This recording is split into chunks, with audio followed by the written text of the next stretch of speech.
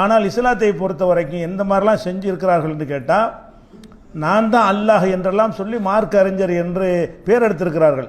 பகிரங்கமாக நானே அல்லாஹ் என்று சொன்னவர்களும் இந்த சமுதாயத்தில் இருந்திருக்கிறார்கள். அதில் முக்கியமான சிலரை சொன்னால் உங்களுக்கு தெரியும். அவங்களெல்லாம் அவுலியாக்கள் என்றவங்களாம் சொல்வார்கள். இந்த சுன்னத் ஜமாத்துடைய ஆட்கள் எல்லாம் இவர்கள் நான் சொல்லக்கூடிய ஆட்களெல்லாம் அவுலியாக்கள் மகான்கள் என்று சொல்வார்கள். மூலது கிதாபுகளெல்லாம் இவங்களுடைய பேரை சொல்லி இவங்க பொருட்டால் துவா செய்வார்கள்.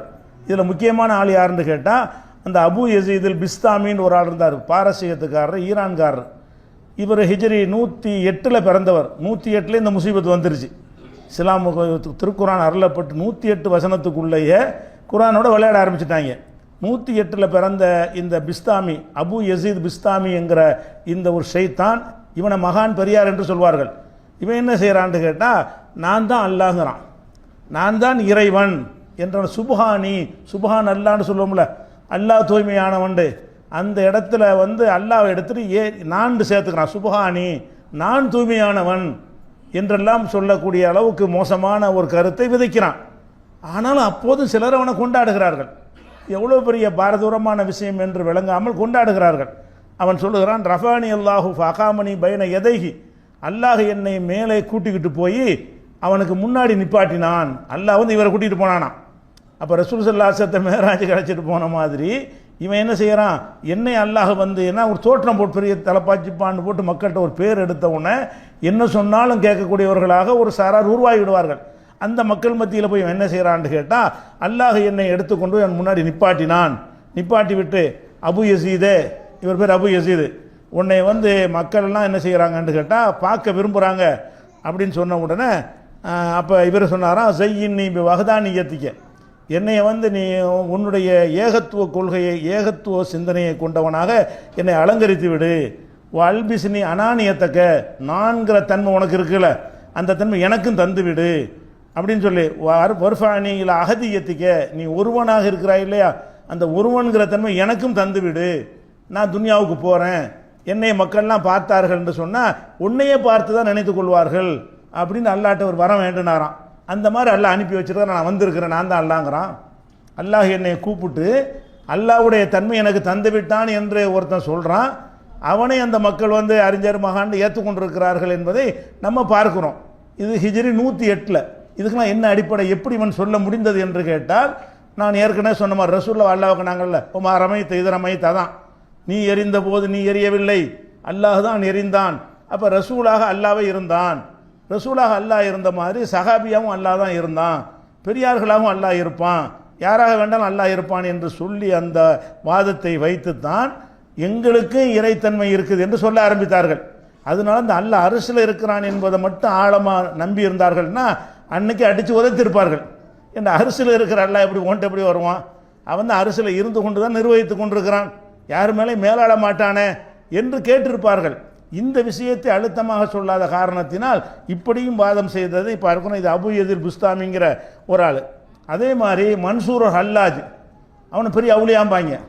மன்சூர் ஹல்லாஜ்னு இவன் 309 இவன் என்று சொல்லுற காரணம் என்னென்னு கேட்டால், ஃபிரௌன் சொன்ன அந்த கொள்கை இவனும் சொல்லுகிறான், நான் தான் உங்கள் இறைவன் என்று ஃபிரௌன் சொன்னான். அதையே இந்த ஹல்லாஜ், மன்சூர் ஹல்லாஜ் என்பவனும் சொன்னான். அவனை அவுளியாங்கிறாங்க, மகான்கிறாங்க. இவனை மாதிரி ஆளுக்கு சொன்ன. ஆனால் இவன் அதற்காக வேண்டி அன்றைய அறிஞர்கள் ஃபத்வா கொடுத்து இவன் கொல்லப்பட்டிருக்கிறான் அன்றைய ஆட்சியாளர்களால். ஹிஜ்ரி 309 இவன் நான் தான் அல்லான்னு சொன்னதுக்காக வேண்டிய மரண தண்டனை கொடுத்திருக்கிறார்கள். அப்படி இருந்த பிறகு கூட இவனை பெரிய ஷேகு மகான் என்று இந்த ஷேகு முரீது கொடுக்குறவங்கெல்லாம் அவங்கள கொண்டாடுவார்கள். அப்போ இவன் என்ன செய்கிறான்னு கேட்டால், இந்தியாவுக்கு இந்த மேஜிக்கு சூனியத்தை கற்றுக்கிட்டு போகிறான். சூனியம்னா மேஜிக்கு தானே, தந்திரம். இதை இந்தியாவுக்கு கற்றுக்கிட்டு போய் அங்கேருந்து செய்கிற வெறுங்கையில் ஆப்பிள் பழத்தை எடுத்து கொடுக்குறது, பார்த்தீங்களான்னு சொல்கிறது, இப்போ நான் தான் அல்லாங்கிறது.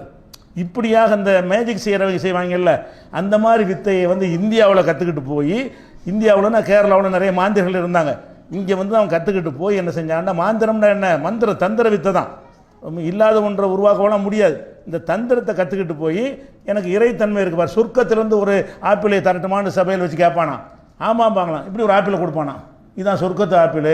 அப்போ அங்கே ஒருத்தன் கேட்டானா, ஏன்டா சொர்க்கத்து ஆப்பிளுங்கிற, ஆப்பிளில் புழு இருக்குதே, சொர்க்கத்து ஆப்பிளில் எப்படி புழு இருக்குன்னு கேட்டவொன்னே, அது புழு இல்லாமல் தான் இருந்துச்சு, இந்த துன்யாவுடைய வாசம் பட்டவொன்னே அது புழு மாறிடுச்சுன்னு சொல்லி சமாளிச்சிருக்கிறான். அப்போ இந்த மாதிரியாக ஒரு அயோக்கியனாக இருந்து இப்படி சொன்ன ஒருத்தன் எப்படி ஆளாக இருப்பான்? சொர்க்கத்தில் இருந்து நான் ஆப்பிளே பறித்து தருகிறேன், நான் அனல் ஹக்கு, நான் தான் அல்லாஹ், அனல் ஹக்கு நான் தான் அல்லான்னு சொன்னான். அப்போ இதெல்லாம் சொல்வதற்கு எது காரணம்னு கேட்டால், அல்லாஹ் வந்து அரசுலேருந்து அப்புறப்படுத்தக்கூடாது. அப்புறப்படுத்தினீங்கன்னா அரசை விட்டு அங்கே இறங்கி அப்புறம் ஏன்ட்டே இருக்கான் ஓன்ட்டே இருக்கான் வந்துடும். கடைசியில் மனிதர்களை கடவுளாக்குவதற்கு கொண்டு போய் சித்தாந்தமாக எது அமைந்துடும்? அல்லாஹ் எங்கே இருக்கிறான் என்பதை வந்து திருப்பி அரசில் இருக்கான் அல்லாஹ் சொல்லுது. எதற்காக வேண்டி? நீங்கள் இந்த விஷயத்தில் தடுமாறினால் பல கடவுளை வணங்கிடுவீங்க, மனுஷனை கடவுள் ஆக்கிடுவீங்க, இஸ்லாத்தின் பெயராலே நீங்கள் ஷிர்க் செய்ய ஆரம்பித்து விடுவீர்கள் என்பதற்கு தான் இவ்வளவு தெளிவான வசனங்களை அல்லாஹ் சொல்லி காட்டுகிறான்.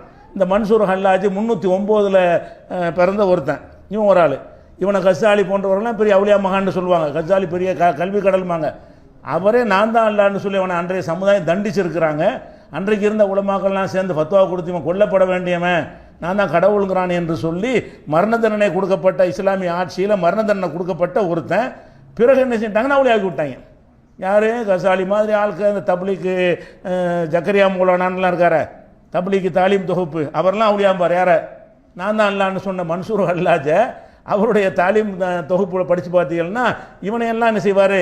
பெரிய மகான், அவர் சொன்ன கரெக்டாக தான் சொன்னார் என்றெல்லாம் நியாயப்படுத்துகிற அளவுக்கு இவர்கிட்ட மொத்தமாக முடிப்பு இருக்கேன்னு கேட்டால், இவங்களும் ஷேகு வேஷம் போட்டு மக்களை ஏமாத்துறதுனால இந்த தப்லீக்கில் உள்ள ஷேகுமார்கள்லாம் ஒரு பெரிய தோற்றத்தை வைத்துக்கொண்டு மனிதருக்கு அப்பாற்பட்டவர்கள், மற்றவங்களுக்கு இல்லாத சக்தி எங்களுக்கு இருக்கிறது, எங்களுடைய துவாவுக்காக நீங்கள் வரணும் என்றெல்லாம் சொல்வதாக இருந்தால் எல்லாரையும் போல நாங்கள் இல்லைன்னு காட்டணும். நாங்கள் வந்து இறைத்தன்மை கொஞ்சம் எங்களுக்கு இருக்குன்னு காட்டணும். அதுக்கு என்ன செய்யணும்? இந்த மாதிரி எவனெல்லாம் ஏமாத்தினானோ அவனை நியாயப்படுத்தணும். அவனை தப்புன்னு சொல்லிட்டா உனக்கு மட்டும் இருக்கான்னு கேட்டுருவாங்கல்ல. நீ மன்சூர் ஹல்லாஜ் தப்பு சொன்னீங்கன்னா நீனு தானடா அப்படி சொல்லிட்டு இருக்கிற, உங்கள்கிட்ட ஆசி வாங்கணுங்கிற, உங்கள்கிட்ட பையத்து வாங்கணுங்கிறேன்னு கேட்டுருவாங்க இல்லையா? அதற்காக வேண்டி இந்த கெட்டவர்களை எல்லாம் இவர்கள் என்ன செய்வார்கள்? ஆதரிக்கக்கூடிய நிலைமையை பார்க்குறோம். அதே மாதிரி இப்னுல் ஃபாரில் இவன்லாம் பெரிய மகான்னு சொல்லப்படுற கூடிய ஆட்க. இவன் யார்? 576 உள்ளவன். இவன் என்ன செஞ்சான்? நான் தான் அல்லான்னா. ஒவ்வொரு கட்டத்திலையும் வந்து நான் தான் அல்லான்னு சொல்லி ஃபிரௌன் மாதிரி சொன்னால் அது ஒரு கணக்கு. இவன் இஸ்லாத்தின் பேரில் சொல்கிறான். அவன் ஃபிரௌன் வந்து மூசா நபிக்கு எதிராக இருந்துக்கிட்டு சொல்கிறான் அது நான் தான் இறைவன்க. அவனையாச்சும் ஒரு கணக்கில் எடுத்துக்கொள்ளலாம். இவங்க யாருன்னு கேட்டால் ஏகத்துவத்தை சொல்லித்தரக்கூடிய ஒரு குரானை ஏற்றுக்கொண்டு விட்டு, நபிகள் நாயகத்தை வழிகாட்டியாக ஏற்றுக்கொண்டு விட்டு, அதில் உம்மத்தாக இருந்து கொண்டு அந்த குரானுடைய போதனை பற்றி காலில் போட்டு மிதிச்சுட்டு நான் தான் அல்லாங்கிறான். எவ்வளோ பெரிய அவன் ஃபிரௌன் அல்லான்னு சொன்னதை விட இது எவ்வளோ பெரிய டேஞ்சரான விஷயம் இவன் சொல்லியிருக்கிறான். அதை பார்க்குறோம். இவன் 576 பிறந்தவன்.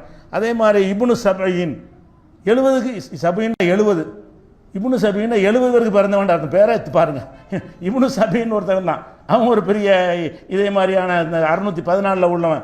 இவனு நான் தான் ஒரு 100 வருஷத்துக்கு ஒருக்கா வந்து என்ன செய்கிறாங்க? நான் தான் அல்லான்னு ஆரம்பிச்சிடுவாங்க.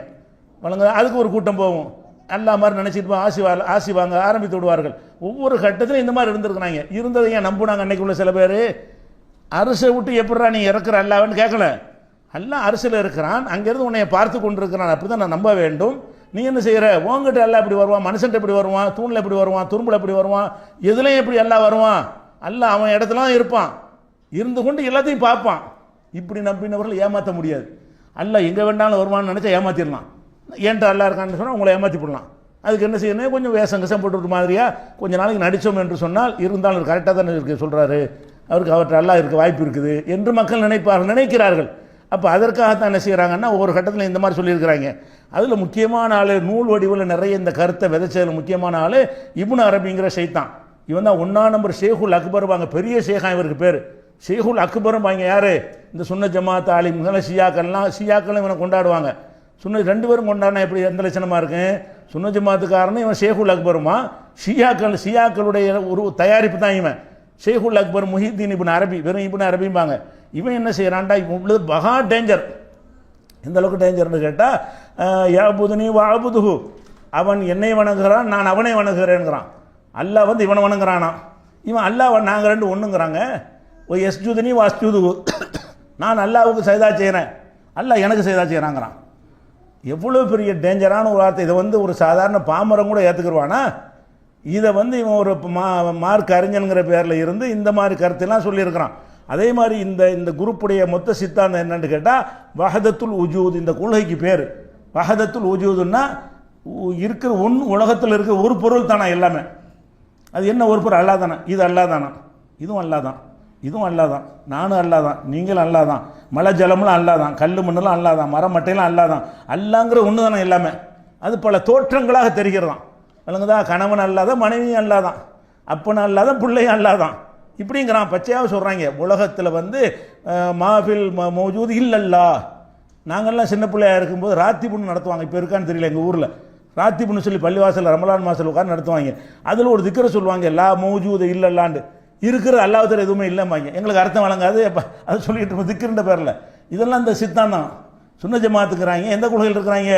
லா மௌஜூத இல்லல்லா, அல்லாஹ்வை தவிர எதுவுமே இல்லை, இருக்கிறது எல்லாமே அல்லா தான். என்னென்ன உனக்கு தெரியுதோ எல்லாமே அல்லா தான். அப்போ நீங்கள் பார்க்கும் அனைத்தும் அல்லா. சூரியன் அல்லா, சந்திரன் அல்லா. அப்போ சிலையை வணங்குறான, சரி அதுவும் சரிதான், அவனை சிலையை வணங்குறான், அல்லாவை தான் வணங்குறான் அப்படிங்கிறாங்க. ஃபிரௌன் நான் தான் ரப்புன்னு சொன்னானே, அவன் சொன்னல என்ன தப்புன்னு எழுதுறான் இவன். இந்த இப்னு அரபி வந்து நான் தான் ரப்புண்டான், அவனு ரப்பு தானே, எல்லாம் அல்லா தானே, நான் தான் இறைவன் என்று அவன் சரியாகத்தான் சொன்னான் என்று ஃபிரௌன் சொன்னதையெல்லாம் சரி என்று வாதிட்டு அது இஸ்லாமிய கலரில் சொல்கிறான். அதுக்கும் ஃபாலோவர்ஸ் இருக்கிறாங்க, அதையும் நம்புகிறாங்க. ஃபிரௌன் மூமினாக மௌத்தா போனான்ங்கிறான். ஹாரூன் தான் தப்பாக போயினார், அவங்க காளை மாட்டை வணங்குறது கரெக்டு தாங்கிறான். காளை மாட்டை வணங்குனா தப்பா? காளை மாட்டில் இறைவன் இருக்கிறான், இறைவனை தான் வணங்கினார்கள். கல் மண் மரம் எதை வணங்கினவரெல்லாம் அவர்கள்லாம் மூமின்கள் தாங்கிறான். அல்லாஹ்வை தவிர எதுவுமே இல்லையே, உலகத்தில் இருக்கிற எல்லாமே அல்லா தான் என்று சொல்லிவிட்டால் அவங்களுடைய எந்த செயலும் தவறாகாது. இப்படி சொன்னால் யாரு? இப்னு அரபிங்கிறான்.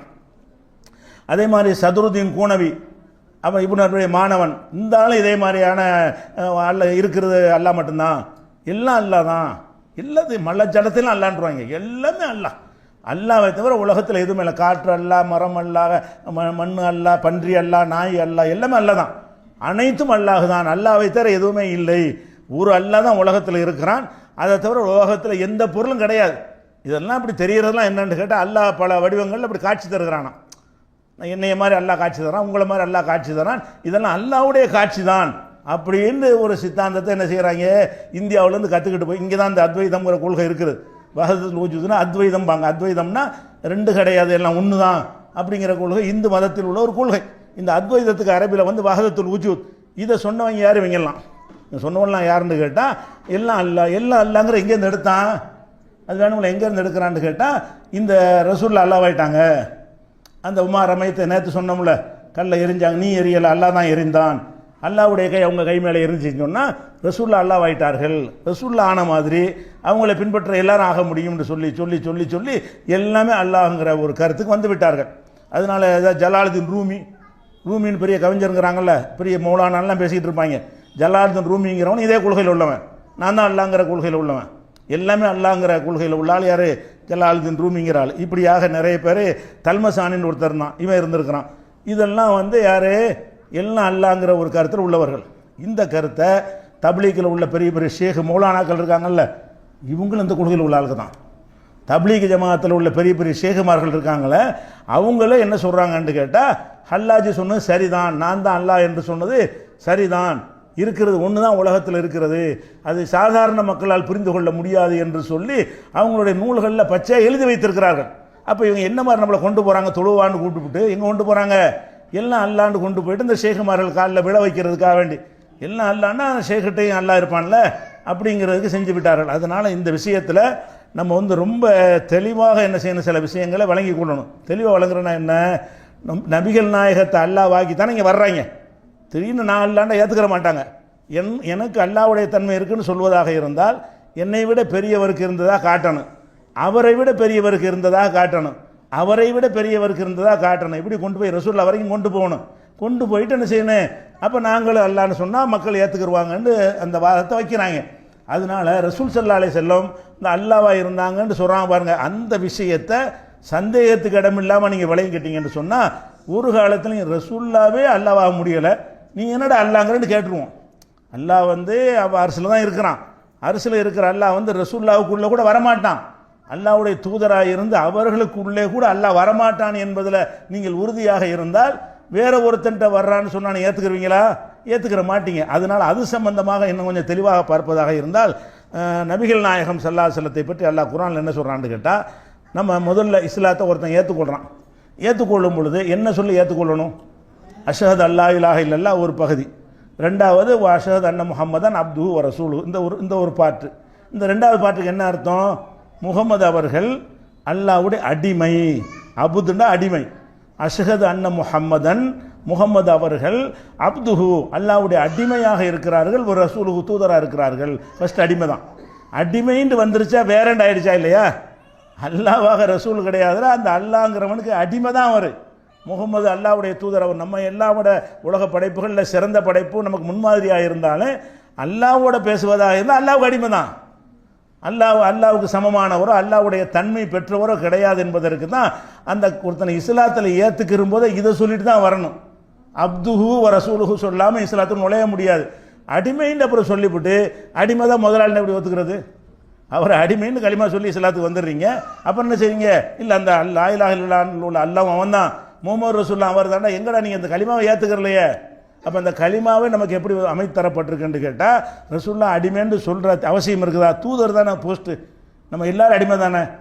ரசூலுல்லாஹ் அன்ன முகமது ரசூலுல்லாஹ் மட்டும் சொன்னால் போதும்ல, எதுக்கு அப்த சொல்லப்படுது? இவங்க இப்படி ஆக்கிடுவாங்க.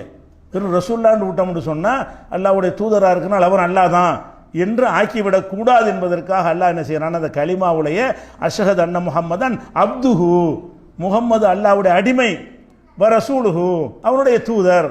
அப்போ அடிமைங்கிறது ஃபஸ்ட்டு நம்ம உன்னைய மாதிரி அவர் அடிமை தான், எஜமான் கிடையாது, இறைத்தன்மை கிடையாது. ஒரு அடிமைன்னு சொன்னாலே என்ன அர்த்தம்? கடவுள் தன்மை கடுகுல கோடியில் ஒரு மடங்கு கூட கிடையாது என்று ஒத்துக்கொண்டு விட்டு அப்புறம் அல்லாஹ்வுடைய ரசூல் என்று சொல்லணும். அதை நம்ம பார்க்குறோம். நபிகள் நாயகம் ஸல்லல்லாஹு அலைஹி வஸல்லம் பற்றி குர்ஆனில் பல இடங்கள் எல்லாம் சொல்லும் பொழுது முகமதின் மீது நம்ம அருள் இருக்கிற வேதம், நம்முடைய தூதர் மீது அப்படி சொல்கிற இடங்கள்ல எல்லாம் அடிமைன்னு சொல்கிறான். ரசூலுல்லாஹ் பற்றி பேசும் பொழுதெல்லாம் 2வது சூராவில் 23வது வசனத்தில் வயின் குந்தும் ஃபீ ரைபின் மிம்மா நஸல்னா அலா அபுதினா, நம்முடைய அபுது மீது, அடிமை மீது, அடிமைனா முகமது, அடிமை என்றால் முகமது நபி, அந்த அடிமை மீது நாம் இறக்கிற வேதத்தில் உங்களுக்கு சந்தேகம் இருந்தால் இது மாதிரி வேற ஒன்று கொண்டு வா பார்ப்போம் அப்படின்னு சொல்லுவோம். குர்ஆனை பற்றி சவால் விடும் பொழுது நபிகள் நாயகத்தை என்ன சொல்லை கொண்டு அல்லாஹ் பயன்படுத்தினான்? முகமதின் மீது என்று சொல்லவில்லை, நம்முடைய தூதர் மீது என்று சொல்லவில்லை, நம்முடைய ஹபீப் மீது என்று சொல்லவில்லை, எனது அடிமையின் மீது, எனது அடிமையின் மீது நான் இறக்கின அந்த குர்ஆனை நீங்கள் சந்தேகப்பட்டால் இது மாதிரி ஒன்று கொண்டு வா பார்ப்போம் என்று அல்லாஹ் சவால் வர்றான். இன் குன்தும் ஃபீ ரைபின் மிம்மா நஸல்னா அலா அபுதினா, நமது அடிமையாக இருக்கிற முகமதின் மீது அருளப்பட்டது உங்களுக்கு சந்தேகம் இருந்தால் இது போன்று ஒன்றை கொண்டு வாருங்கள் அப்படின்னு நல்லா சொல்லி காட்டுறான். அதே மாதிரி நீங்கள் அல்லாஹ்வையும் ஒமா அன்சல்னா அலா அபுதினா, நமது அடிமையின் மீது இறக்கி அருளியோமே குர்ஆன், அதையும் நீங்கள் நம்பியதாக இருந்தால் இந்த கனிமத்து பொருள்களை உரிய முறையில் பங்கிட்டு கொடுங்கள் என்று ஒரு வசனம் இருக்கிறது. 8வது சூராவில் 41வது வசனம். அதில் அல்லாஹ் எப்படி சொல்கிறான்னா, அல்லாஹ்வை நம்புங்க, குர்ஆனையும் நம்புங்கன்னு சொல்லலாம். அந்த இடத்துல அல்லாஹ் என்ன வார்த்தையை போடுறான்னு கேட்டால், இன் குன்தும் ஆமன்தும் பில்லாஹி, நீங்கள் அல்லாஹ்வை நம்பி இருந்தால், வமா அன்சல்னா அலா அபுதினா, நமது அடியார் மீது, அடிமை மீது நம்ம இறக்கினோமே குர்ஆன், அதையும் நீங்கள் நம்பியதாக இருந்தால்னு சொல்லும் பொழுது இந்த அடிமைங்கிற முத்திரையை கொண்டு வைக்கலாம் வேணும்னு. நம்ம அடிமை தான், அவர் குர்ஆனை இறக்குறதுனால அடிமை 2 ஆயிராக. குர்ஆனை இறக்கணும்னு அல்லாஹ் நினச்சிடாதீங்க, இறைத்தன்மை வந்துருச்சுன்னு நினைக்காதீங்க. ரசூலுல்லாஹ் ஆக முடியலை, அவ்வளோ அந்த வார்த்தையை பயன்படுத்துகிறான் 8:41. அதே மாதிரி மேராஜ் எவ்வளோ பெரிய ஒரு அந்தஸ்து. மேராஜுங்கிற ரசூல் ஸல்லல்லாஹு அலைஹி வஸல்லம் விண்ணுலக பூமியில் இருந்து இங்கிருந்து விண்ணுலகத்துக்கு அவங்கள என்ன செய்யறான்? அல்லாஹ் தன்னுடைய பெரிய அதீத சக்தியை பயன்படுத்தி அழைத்து செல்கிறான். அழைத்து செல்லும் பொழுது பெரிய கண்ணியத்தை கொடுக்குறான்ல, அந்த கண்ணியத்தை கொடுக்கும்போது கூட அடிமைன்னு பேரை பயன்படுற அந்த இடத்துல சுப்ஹான் அல்லதி அஸ்ராபி அபுதிஹி, தன் அடிமையை அழைத்து சென்றான். அழைத்து சென்றதுனால அவர் அல்லாஹ் நினச்சி விடாதீங்க, பக்கத்து வீட்டுக்காரர் நினச்சிடாதீங்க, அல்ல அருகில் கொண்டே உட்கார வச்சு நினச்சிடாதீங்க. வேலைக்காரனை கூட்டிகிட்டு, வேலைக்காரனை விட அடிமை கீழே. வேலைக்காரங்கிற வார்த்தை அடிமையை விட கொஞ்சம் மேலானது. என்கிட்ட வேலை பார்க்குறவன் இருந்தால் வேலைக்கு இருப்பான், இல்லாட்டி வேலைக்கு போயிடுவான். அவன் அடிமைன்னு விலக முடியாது. அடிமைன்னா காசு கொடுத்து வாங்கியிருப்பான், அவனோட தான் காலத்துக்கும் இருந்தாக வேண்டும். அதனால அடிமை என்பது வேலைக்காரனை விட மட்டமானது அந்தஸ்தில், உலக அந்தஸ்தில். எல்லா இடத்துல எல்லாம் சமந்தான். உலக அந்தஸ்தில் பார்த்தீங்கன்னா வேலைக்காரன்னு சொன்னால் கொஞ்சம் மட்டம், அடிமைன்னு சொன்னால் அதை விட மட்டம். அப்போ அல்லாவோட கம்பேர் பண்ணும்போது உங்களுக்கும் எனக்கும் என்ன அடிமைங்கிற அந்தஸ்து அல்லாஹ் கொடுக்குறானோ அதைத்தான் ரசூலுல்லாஹ் கொடுக்குறான். நீங்கள் அடிமை, நான் அடிமை, எல்லாரும் அடிமை. அப்போ ரசூல் ஸல்லல்லாஹு அலைஹி வஸல்லம் அடிமை. இந்த இடத்துல அடிமை ஏன் சொல்கிறான்னு கேட்டால் இவன் இப்படி நினச்சிருவான். ரசூலுல்லாஹ் பாருங்க, இங்கே இருந்துக்கிண்டு எத்தனை ஒரு கொஞ்ச நேரம், ஒரு இரவு நேரத்துக்குள்ளே போய் அண்ட சராசரத்தெல்லாம் பார்த்துட்டு, சொர்க்க நரகத்தெல்லாம் பார்த்துட்டு, பல நபிமாரெல்லாம் பார்த்துட்டு பல விஷயங்களுக்கு ஒரு செகண்டில் இறங்கி வந்துட்டாரு, என்ன பெரிய சக்தி உள்ளவர்னு அவரை பற்றி நினச்சி அவர் அல்லான்னு நினச்சிடக்கூடாதுல்ல. இங்கேருந்து அங்கே போனது அவர் போகலை, என் அடிமையை நான் கூட்டிகிட்டு போனேங்கிறான்ல. கூட்டிகிட்டு போன நான் தான், என்னுடைய வல்லமை என்ன காட்டானே தவிர முகமதுடைய வல்லமை அதில் ஒன்றுமே கிடையாது. எப்படி சொல்கிறான் அல்லாஹ் பாருங்கள், சுப்ஹான் அல்லதி அஸ்ராபி அப்திஹி, தனது அடிமையை அல்லாஹ் வந்து இரவு நேரத்தில் அழைத்து சென்றான். மினல் மஸ்ஜிதில் ஹராமி, மக்காவிலிருந்து மஸ்ஜிதுல் ஹராமிலிருந்து இலல் மஸ்ஜிதுல் அக்ஸா, ஜெருசலத்தில் இருக்கிற மஸ்ஜிதுல் அக்ஸா வரைக்கும் அழைத்து சென்றான் அப்படின்னு சொல்லி அதுக்கப்புறம் மின்னுலகத்துக்கு போனாங்க. இதை 17வது அத்தியாயத்தில் 1வது வசனத்தில் சொல்லும் பொழுது அவரை பற்றி அல்லாஹ் என்ன வார்த்தையை போடுறான், அஸ்ராபி அப்திஹி. ரசூல்லா மின்னுலகத்துக்கு போனது ரசூல்லாவுக்கு உள்ள கௌரவமாக நினச்சிக்கிட்டு இருக்கிறோம் நம்ம. அல்லாஹ் என்ன செய்யறான், என்னுடைய வல்லமையை பாடுறாங்கிறான். ஒரு அடிமையை நான் கூட்டிகிட்டு போயிருங்க பத்தியா அப்படிங்கிறத சொல்லி இந்த இடத்துல அடிமைங்கிற வார்த்தை ஏன் போடுறான்னு கேட்டால், இதை பார்த்துட்டு ஒருத்தன் வந்து ரசூல்லாவுக்கு என்னமோ இறைத்தன்மை இருக்குன்னு நினச்சிருவான். எப்படி ஒரு இரவுல அவ்வளவும் போயிட்டு வர முடியும்? இன்னைக்கு வரைக்கும் உலகத்தில் மனுஷன் கண்டுபிடிச்ச கருவியை கொண்டு சந்திரனுக்கு போகிறதுக்கு பல மாதங்கள் வருஷங்கள் தேவைப்படுகிறது. அந்த அண்ட சராசரி பார்த்துட்டு வர்றாங்க, எப்படி சாத்தியமாக முடியாது. அப்போ ஒரு அல்லாஹ் தான் அவர் கடவுள் தன்மை இருந்திருக்குன்னு நினச்சிடக்கூடாதான்.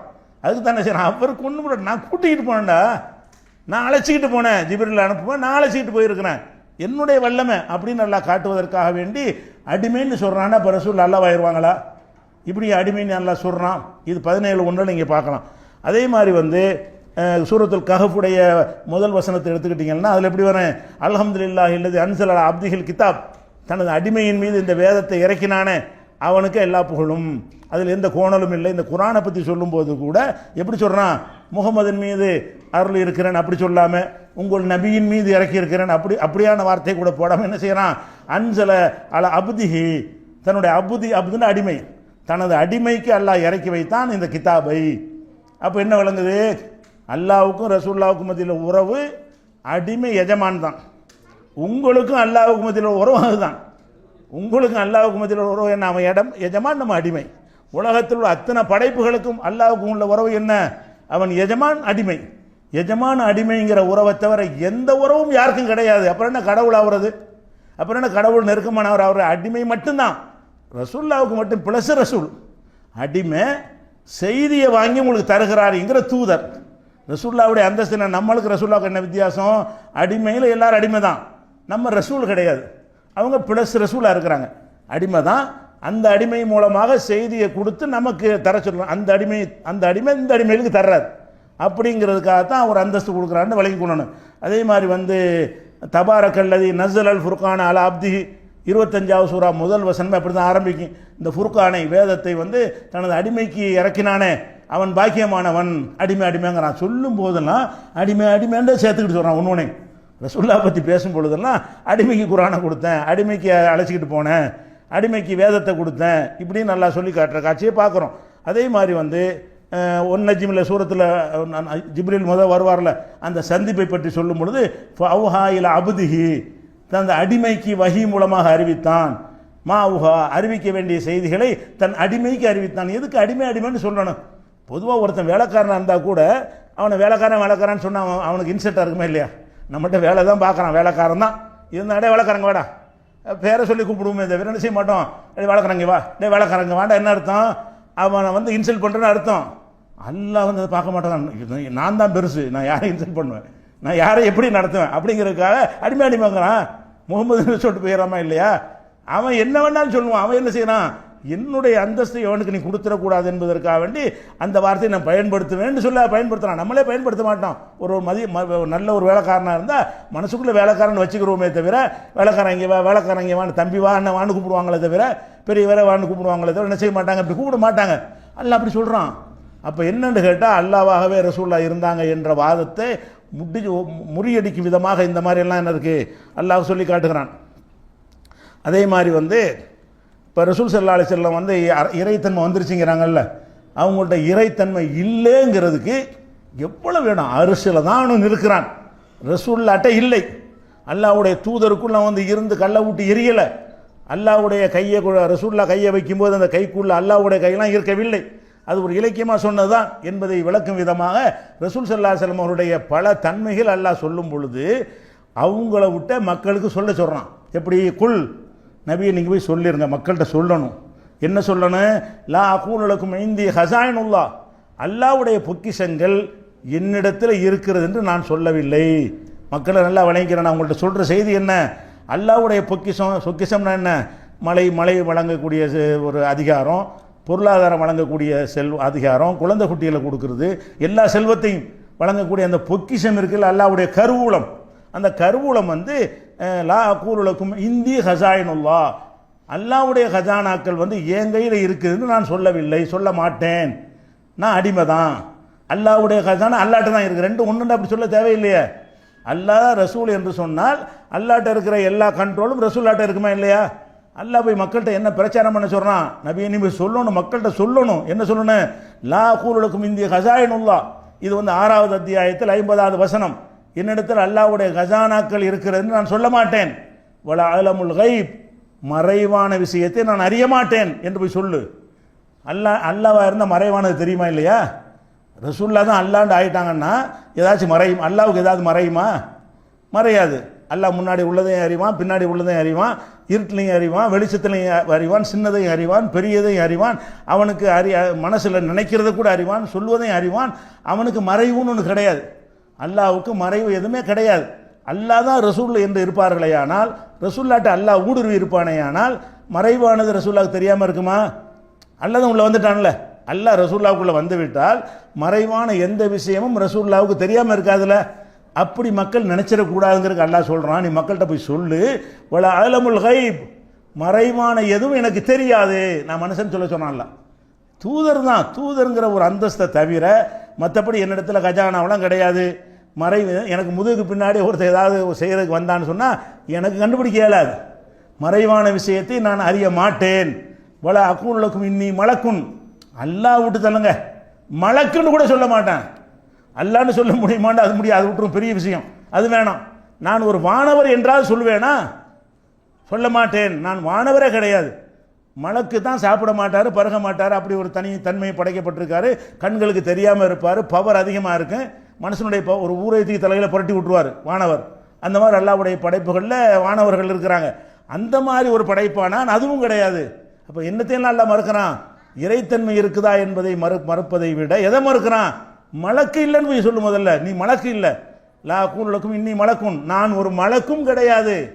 அத்தபி இல்லாமா யூஹா இலைய, எனக்கு அறிவிக்கப்படுகிற செய்தியை பின்பற்றுகிறேன், அவ்வளவுதான். ஒரு மெசேஜ் வருது, அதை ஃபாலோ பண்ணுகிறேன். இதுதான் எனக்கு உங்களுக்குள்ள வித்தியாசமே தவிர நான் கஜானா வச்சுக்கிற ஆளும் கிடையாது, மறைவானது எனக்கு தெரியாது, நான் மலக்கும் கிடையாது என்று மக்கள்கிட்ட போய் நீ சொல்லுன்னு நல்லா ஆர்டர் பண்ணான். சொல்லுன்னா சொன்னாங்கன்னு அர்த்தம். சொல்லுன்னு நல்லா கட்டளை இட்டான்னா சொன்னாங்க. சொன்னதுனால குர்ஆன்ல இருக்குது. சொல்லி எழுதி வச்சா நமக்கெல்லாம் கிடைச்சிருக்கு, சொல்லிட்டாங்கன்னு வழங்குதுல. இது அல்லாஹ் சொல்லுகிறான், அவர்கள் சொன்னார்கள், சொன்னதை எழுதி வைத்தார்கள், எழுதி வைத்து நமக்கு கிடைத்து விட்டதை. அப்போ நபிகள் நாயகம் ஸல்லல்லாஹு அலைஹி வஸல்லம் அவர்கள் இந்த மாதிரி தான் அவங்க பிரச்சாரம் பண்ணணும்னு அல்லாஹ் கட்டளையிட்டு இருக்கும் பொழுது அவர்களுக்குள்ள எப்படி அல்லாஹ் வருவான்? அவர்கள் எப்படி அல்லாஹ்வா இருப்பார்கள்? அல்லாஹ்வுடைய தன்மை எப்படி அவர்களுக்கு வரும் என்று நம்ம சிந்திச்சு பார்க்கணும். நமக்கு உதவி செய்ய இறைத்தன்மை வந்துட்டார் எதுக்கு நினைக்கிறோம்? ஒருத்தர் இறைத்தன்மை உள்ளவர்னு சொன்னால் நமக்கு உதவி செய்வார், கஷ்டத்தை போக்குவார், பிள்ளை இல்லாட்டி பிள்ளை தருவார், வறுமையிலேருந்து வறுமையை நீக்குவார்னு தான் நினச்சிட்டு போகிறீங்க. அல்லாஹ் சொல்கிறான், உனக்கே ஒரு நன்மை செய்ய உனக்கு முடியாது, அதை சொல்லு. போய் இதை மற்றவங்களுக்கு செய்ய முடியும்னு நினச்சிட்டு இருக்க போகிறாங்க. நீ என்ன செய்யணும்? மக்கள்கிட்ட போய் மக்கள்கிட்ட சொல்லணும். குல் நபி, நீங்கள் சொல்லுங்கள், லா அம்லிகுலி நஃப்சி, எனக்கே நஃபஅன் வலா லர்ரன், நன்மை செய்யும் சக்தி எனக்கு இல்லை, எனக்கு தீங்கு செய்கிற சக்தி எனக்கு இல்லை. எனக்கு ஒரு காசு வேணும், உங்களுக்கு தருவதை விட்டு தருங்க. எனக்கு கொஞ்சம் பணம் தேவை இருக்கு, உண்டாக்கிற இயலுமா? இயலாது. எனக்கு ஒரு நோய் வந்துருச்சு, அதை நானே நீக்கிக்கொள்ள இயலுமா? இயலாது. எனக்கு ஒரு காயம் ஏற்பட்டு விட்டது, அந்த காயத்தை நானே ஆற்றிக்கொள்ள முடியுமா? இயலாது. அது சொல்ல எப்படி? லா அம்லிகுலி நஃப்சி நஃபஅன் வலா லர்ரா, நன்மையையும் எனக்குரிய நன்மையையும் நான் சொந்தக்காரன் கிடையாது, எனக்கே நான் தீங்கிழைக்க முடியாது. அப்போ எனக்கே ஒன்றும் செய்ய முடியாது, உனக்கு எப்படி செய்யும்? அப்போ இது அல்லாவா? அல்லாவுடைய தன்மை அவங்கள்ட்ட இருந்தால் அப்படி சொல்லியிருப்பாங்களா? அல்லாவுடைய தன்மை பெற்றவர் தனக்கு கூட நன்மை செய்ய மாட்டாரா? என்னிடத்தில் அல்லாவுடைய தன்மை வந்துவிட்டது என்று சொன்னால் எனக்கு நான் நன்மை செய்ய முடியுமா? முடியாது. எனக்கும் செய்ய முடியும், உங்களுக்கும் செய்ய முடியும். ஆனால் அல்லாஹ் எப்படி சொல்கிறான்? உனக்கு கூட ஒரு நன்மை செய்ய முடியாது, நல்லா யாபத்தில் வச்சுக்க என்று சொல்லிவிட்டு மேலும் அதில் சொல்கிறான், உலவு குன்து ஆலமுல் கைப் லஸ்தக்ஸர்து மினல் ஹைரி ஒமா மஸ்ஸனி சூ, எனக்கு மறைவான விஷயங்கள் தெரியுது என்று வைத்துக் கொள்ளுங்கள். அப்படி வைத்து கொண்டால் எனக்கு நன்மைகளை அதிகரித்திருப்பேன், எந்த தீங்கும் எனக்கு வராது. அதையும் போய் மக்கள்கிட்ட சொல்லு. லாஜிக்காக விளக்க சொன்னான். எப்படி? இப்போ மறைவான எண்ணெயை ஒருத்தர் முதுகுக்கு பின்னாடி குத்துற கத்தி வச்சு நிற்கிறான். மறைவானது எனக்கு தெரிஞ்சுன்னு வைங்க, இது மறைவானது. முன்னாடி கத்தியை வச்சுட்டு வந்தால் தெரியும், பின்னாடி கத்தியை கொண்டு வந்தால் மறைவானது. அப்போ எனக்கு மறைவானது தெரிஞ்சிச்சுன்னு வைங்க, எனக்கு குத்திடுவான் அவன். அப்படி ஓம்பு நவண்டுருவேன் நான் தான். எந்த நேரத்தில் கத்தியை ஓங்குவானோ, என் முதுகுக்கு எப்போ வருவானோ அப்போ நான் விலகிக்கிட்டேன்னு சொன்னால் இந்த கம்ப்யூட்டர்லாம் வந்து குத்துவான், என் முதுகில் ஒன்று குத்த முடியாது. அப்போ அப்படி சொல்ல சொன்னான்ல, எனக்கு மறைவானது தெரிஞ்சு இருந்தால் வெறும் நல்லது தானே எனக்கு நடக்கும், கெட்டது வந்தே இருக்காத.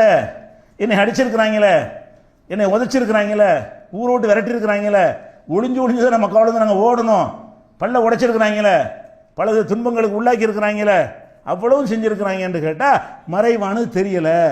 விரட்ட போகிறாங்கன்னு தெரிஞ்சால் நம்ம உகது போரில் வெட்டினாங்கல்ல, உகது போரில் வாளால் வெட்டி பற்கள்லாம் செதிஞ்சு போச்சா இல்லையா? மறைவானது தெரிஞ்சு இருந்தால் இவன் தான் வெட்ட போகிறான், இந்த கையை கொண்டு வர்றான், கொஞ்சம் நேரத்தில் வெட்டிடுவான், அப்படி கிட்ட வரும்போது கீழே குனிஞ்சிருவாங்க, வெட்டுப்படாது.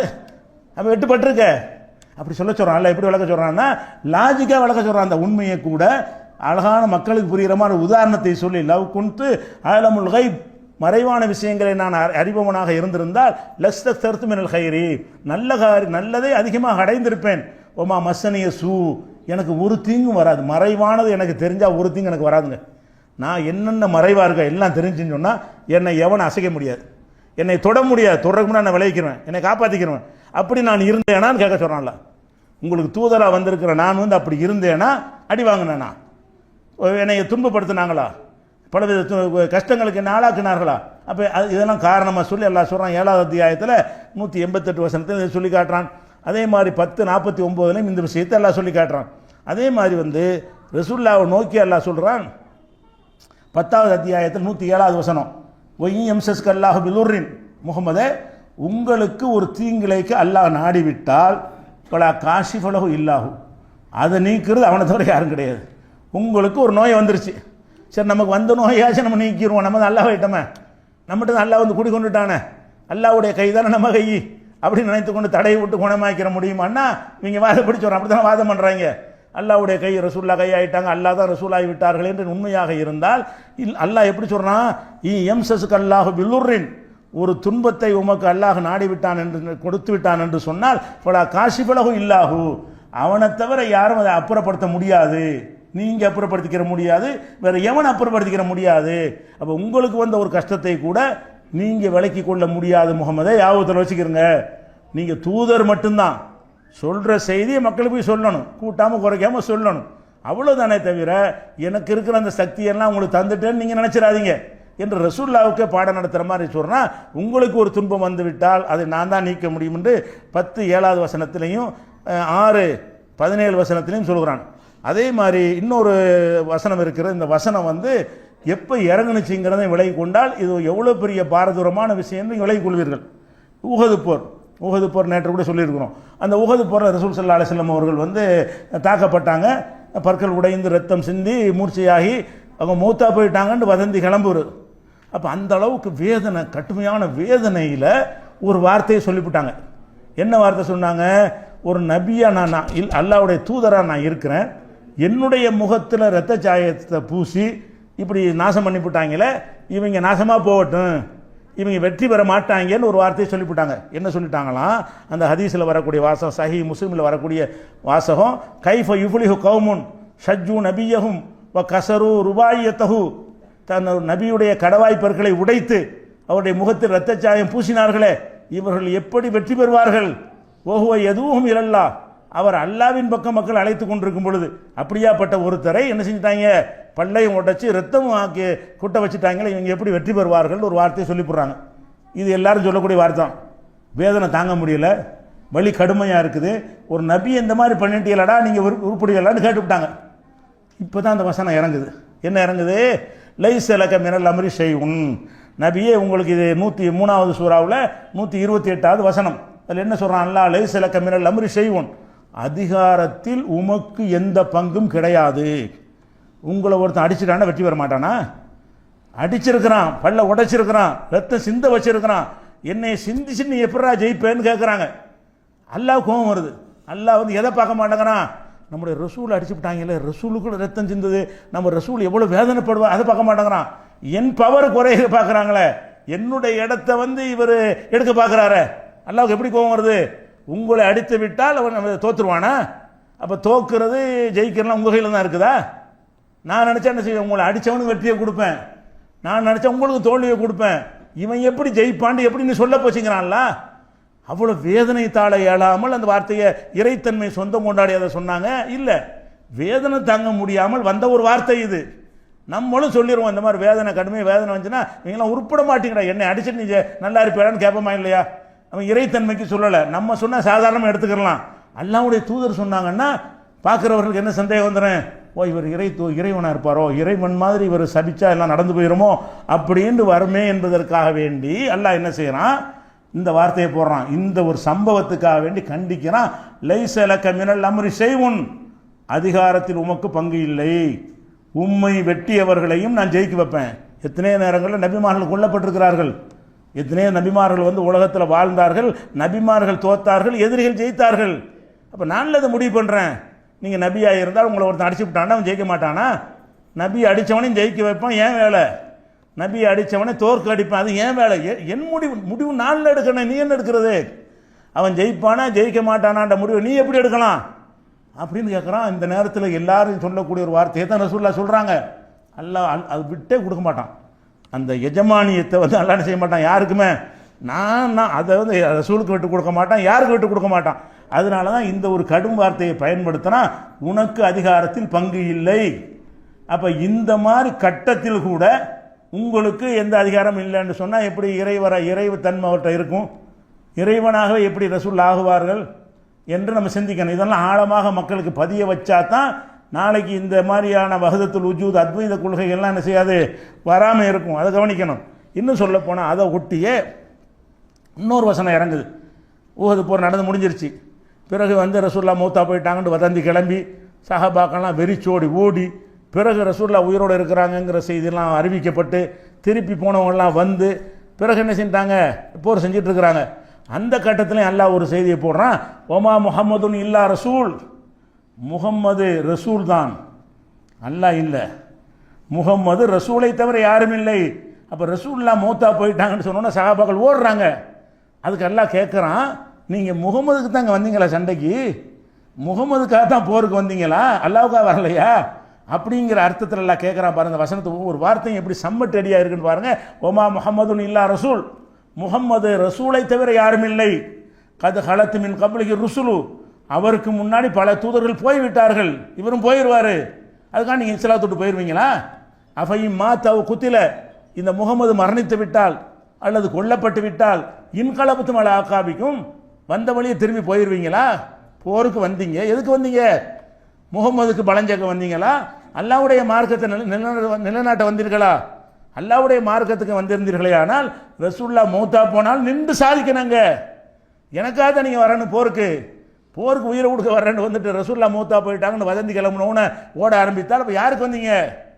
எனக்கு நீங்கள் வரலையான்னு நல்லா கேட்குறான். அப்படி எப்படி சொல்கிறான்? அஃபையும் மாத்த, இந்த முகமது மரணித்து விட்டால், இந்த போரில் சாதாரண மௌத்தாகி விட்டால், குத்தில இந்த போரில் கொல்லப்பட்டு விட்டால் இன்கலபத்தும் அல ஆக்காபிக்கும், வந்த வழியை திரும்பி போய்விடுகிறீர்களா? உமை என் கழிவு அல அகிபேகி, அப்படி வந்த வழியை யாராவது போனீர்கள் என்று சொன்னால், ரசூல்லா இல்லாட்டி நான் இங்கே எனக்கு தேவையில்லை, எனக்கு போரும் வேணாம் இஸ்லாமும் வேணாம் என்று போனீர்கள் என்று சொன்னால் ஃபலையல் துர்ரல்லாக செய்யா, அல்லாவுக்கு அதனால் ஒரு தீங்குல போய் கிடாங்கிறான்ல. ரசூல்லாவுக்காக தான் இந்த மார்க்கத்தில் இருப்பான், போ நீ தேவையில்லைங்கிறான்ல. எப்படி சொல்கிறான்? எனக்காக நீ வந்திருக்கிற, எனக்காகத்தான் இந்த மார்க்கத்துக்கு வரணும். ரசூல்லா கொல்லப்பட்டார்கள் இந்த வதந்தியை கேட்டோன்னு ஓட ஆரம்பிக்கிறாங்க. இப்போ ரசூல்லா கொல்லப்பட்டால் நீ நிற்கணுமா இல்லையாப்பா? நீ வந்தது ஆகிரத்தில் ஜன்னத்து பெறுவதற்கு தானே வந்த, உயிர் தியாகம் பண்ணினால் அல்லாஹ் சொர்க்கம் தருவாங்கிறது தானே வந்த, அந்த கொள்கை நிலைநாட்டுவதற்கு கடைசி வரை நிற்கணுமா? அப்படி ரசூல்லா இல்லாத தீன் எனக்கு என்னத்துக்கு, அவர்ல நான் எது களத்தில் நிற்கணும்னு ஓடுவியா அப்படின்னு கேட்டுட்டு அப்படி ஓடுறவனுக்கு அல்லாஹ் சொல்கிறான், ஒமை என் கழிவாள அகிபைகி, ரசூல்லா மௌத்தா போனால் நான் இங்கே நிற்க மாட்டேன்னு அவன் ஓடுகிறானோ, வந்த வழியை திரும்பி செல்கிறானோ, ஃபலையல் துர்ரல்லாக செய்யா, அவன் அல்லாவுக்கு சிறிதளவும் தீங்கு செய்ய மாட்டான், அவனுக்கு தான் கேடு போங்கடான்றான்ல. 3வது சூறாவில் 144 வசனத்தை பாருங்கள். அப்போ அல்லாஹ் வந்து தன்னுடைய தன்மையை எங்கேயாவது கொடுக்குறானா? எப்படி மனிதனுக்குள்ளே ஊடுருவாங்கிறீங்க, அல்லாவை ஆயிடுவாங்கிறீங்க, அல்லாவுடைய தன்மை வந்துடும்னா எப்படி இந்த இவ்வளோ தெளிவான வசனங்களை வைத்துக்கொண்டு நம்ப முடிகிறது? இப்படி இந்த விபரீதமான கருத்தை எல்லாம் இஸ்லாமில் உங்களுக்கு ஏற்றுக்கொள்ள முடிகிறது சிந்தித்து பார்க்கணும். அதே மாதிரி இன்னொரு வசனத்தில் அல்லாஹ் கேட்குறான், தபாரக்கல் நம்ம அடிக்கடி ஓதக்கூடிய சூறா தான். அதில் அல்லாஹ் கேட்குறான், குல் நபியில் நீங்கள் சொல்லுங்கள், ஆராய்த்தும் இன் அகலக்கணி அல்லாஹு ஒமம் ஐய, அல்லாஹ் என்னை ஹலாக்காக்கி நாசமாக்கி விட்டால், ரசூலுல்லாஹ் சொல்கிறான், என்னைய அல்லாஹ் நாசமாக்குறான், ஒமம் ஐய என்னோடு இருக்கும் மக்களையும் அல்லாஹ் அழித்து விட்டான் என்று சொன்னால், அவ் ரஹிமனா அல்லது அருள் செய்ய நாடிவிட்டான் என்று சொன்னால், ஃபமை யுஜீருல் காஃபிரின் மின் அதாபின் அலீம், துன்புறுத்தும் வேதனையிலிருந்து காபிர்களை எவன் காப்பாற்றுவான்? என்னை அல்லாஹ் அழிக்க நாடினா கூட எவன்டா காப்பாற்றுன்னு கேட்குறான். என்னையை அழிக்கணும் அல்லாஹ் நாடிட்டான் என்று சொன்னால் அவ்வளோதான், நாடினதான். முகமதாகிய என்னையை உன்னை இதோட காலி பண்ணுறேன் அப்படின்னு நல்லா முடிவு பண்ணி விட்டால் அதை யாராவது காப்பாற்ற இயலுமான்னு கேட்குறான். அப்போ நான் தான் எல்லாம் செய்வேன்னு சொல்லும் பொழுது இது இறைவனும் ரசூலும் அல்லாவும் ரசூலும் ஒன்று தான். அவரோட ரசூல்லா கேட்காம எல்லாம் ஒன்றுமே செய்ய மாட்டான். இப்படிங்கிற மாதிரி எல்லாம் ரசூல்லா என்ன கொள்கை சொன்னார்களோ, எந்த குரானை கொண்டு உங்களை தந்தார்களோ அதுக்கு மாற்றமாக எப்படி நம்புறீங்க? இதெல்லாம் உடைச்சி தகர்க்கக்கூடிய விதமாக அல்லாஹ் என்ன செய்கிறான், சொல்லி காட்டுகிறான். அதே மாதிரி பல சந்தர்ப்பங்களில் மனுஷங்கிறத நிரூபிக்க சொல்கிறான். மனுஷன் யார்? நீங்கள் யாராவது பிரச்சாரம் பண்ணும்போது நான் ஒரு மனுஷன் சொல்லுவீங்களா? எல்லாருமே தெரிஞ்ச விஷயம் தெரிஞ்சதானே. நீங்கள் ஒரு இடத்து பயணம் பண்ண போகும்போது நானும் உங்களை போன்ற ஒரு மனிதன் தான், அதாவது தெரியுமாடா உட்காரான்றாங்க. யார் வேணும்னா யார் மனுஷன் இல்லைன்னு சொன்னது? எல்லாரும் மனுஷனாக இருக்கும் பொழுது நானும் மனுஷன் தான் யாராவது சொல்லுவாங்களா? சொல்ல மாட்டாங்க, தேவையும் இல்லை. ஆனால் ரசூல்னு சொல்லும்போது மனிதராக இல்லாமல் இருப்பாரோ, கடவுளாக இருப்பாரோ, கடவுள் தன்மை இருக்கும் நினச்சிருவான்ல. அதுக்காண்டி எல்லாம் என்ன செய்கிறான்னு கேட்டால், இது யாரும் சொல்கிற ஒரு வார்த்தையே கிடையாது. யாரும் போய் நான் ஒரு மனுஷன் சொல்லவே மாட்டோம். நம்ம எல்லாம் மனுஷன், எல்லாரும் மனுஷனாக இருக்கிறனால, எல்லாரும் மனிதனாக இருக்கும்போது நானும் மனிதன் தான் போய் சொல்ல தேவையில்லை. அல்லாஹ் என்ன சொல்கிறான், குல் நபியை நீங்கள் போய் சொல்லுங்க, இன்னமான பஷரும் மிஸ்லுக்கும், நான் உங்களை போன்ற பிரச்சாரத்தை ஆரம்பிக்கும் சொல்லிட்டு ஆரம்பிச்சுடுறான். முதல்ல நான் ஒரு மனுஷன், இன்னமான பஷரும் மிஸ்லுக்கும், உங்களைப் போலவே ஒரு மனிதன். உங்களைப் போல மனிதன்டா எப்படி அல்லாஹ்வா இருக்க முடியும்? உங்களைப் போல மனிதன்டா நீங்கள் சாப்பிட்றீங்களா? நானும் சாப்பிடுவேன். நீங்கள் குடிப்பீங்களா? நானும் குடிப்பேன். நீங்கள் கவலைப்படுவீங்களா? நானும் கவலைப்படுவேன். உங்களுக்கு நோய் வருமா? எனக்கும் நோய் வரும். நீங்கள் முதுமை அடைவீங்களா? நானும் முதுமை அடைவேன். உங்களுக்கு வறுமை வருமா? எனக்கும் வறுமை வரும். உங்களுக்கு மனைவி மக்கள் வேணுமா? எனக்கு மனைவி மக்கள் வேணும். போல அடங்கியிருக்கல அதில். உங்களைப் போல நான் உங்களைப் போல ஒரு மனிதன். மனுஷனுக்குள்ள எல்லாம் எனக்கு இருக்கிறது. யூஹா இலைய, என்ன வித்தியாசம்? எனக்கு செய்தி அறிவிக்கப்படும், உங்களுக்கு வரல. எனக்கு செய்தி அறிவிக்கப்படுகிறது. அன்னமா இலாஹுக்கும் இலாஹும் வாஹித், உங்களுடைய இறைவன் ஒரே இறைவன் தான் என்கிற செய்தி எனக்கு அறிவிக்கப்படுகிறது. அதை நான் உங்களுக்கு சொல்லித் தருகிறேன் என்பதை தவிர்த்தால் நான் மனுஷன்தான். செய்தி வருகிறது என்கிற அந்த விஷயத்தை கழித்து விட்டு பார்த்தால் நான் உங்களை போன்ற ஒரு மனிதன் என்று அல்லாஹ் சொல்லி காட்டுகிறான். எதுக்கு இதை சொல்கிறான் மனுஷன்? மனிதன் எல்லாம் தெரிஞ்ச விஷயம் தானே. தெரிஞ்ச விஷயமா இருந்தாலும் இறை தூதர்னு சொல்லக்கூடிய நேரத்தில் இறைவனை ஆக்கிவிடுவாங்க. இப்படி தெளிவாக போட்டு ஆக்கியிருக்காங்களே, இந்த வசனங்கள்லாம் இருக்கும்போது ஆக்கிவிட்டாங்களே. நான் மனிதர் தான் என்று சொல்லி இருக்கும் பொழுது அல்லாஹ் ரசூலுங்கிறாங்க, நாங்களும் அல்லாஹ் ஆகிட்டோங்கிறாங்க. அதெல்லாம் இவ்வளோ தெளிவான வசனம் இல்லாட்டிய போய் இன்னும் அழுத்தமாக சொல்லியிருப்பாங்க. அப்போ நான் தான் மனிதன் என்று இதுக்கு சொல்கிறான் அல்லாஹ். இது 18வது அத்தியாயத்தில் 110வது வசனத்திலையும் 41வது அத்தியாயத்தில் 6வது வசனத்திலையும் இந்த செய்தி அல்லாஹ் சொல்கிறான். ஒரு நாள் ரசூல் ஸல்லல்லாஹு அலைஹி வஸல்லம் அவங்க தொழுகிறாங்க. தொழுதுட்டு இருக்கும்போது 4 ரக்காத் தொழுகை அல்லது 2 ரக்காத் தொழுகை, 2 ரக்காத் தொழுகை 4 ரக்காத் தொழுகை கூடவோ குறைவோ தொழுது விட்டார்கள். எந்த தொழுகைன்னு அந்த அறிவிப்பாளருக்கு யாவும் இல்லை.